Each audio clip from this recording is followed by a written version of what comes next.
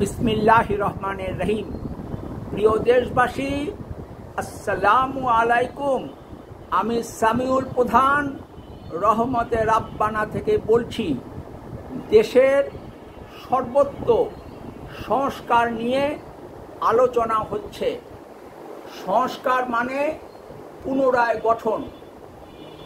সংগঠনের গঠন সঠিক না হলে তা ঢেলে সাজাতে হবে এবং সংগঠনকে নীতি ও পদ্ধতি অনুযায়ী কাজ করতে দিতে হবে।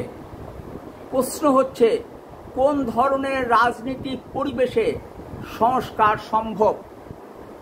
যে কোনো নীতির সংস্কার ঘটতে পারে কেবল যখন যে বা যারা ওগুলোর প্রবক্তা তাদের নেতৃত্ব দেবার যথেষ্ট গুণাবলী ও সমর্থন থাকে এবং যে বা যারা ওগুলোর বিরোধিতা করে তাদের বিরোধিতা সংযত রাখতে পারে।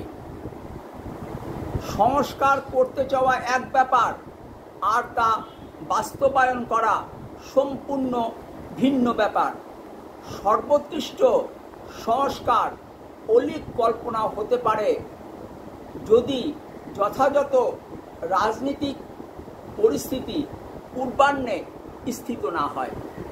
ভালো থাকবেন ও রাজনীতির আড্ডাখানা রহমতে রাব্বানায় বেড়াতে আসবেন। ফি আমানিল্লাহ। আল্লাহ হাফেজ। বাংলাদেশ জিন্দাবাদ।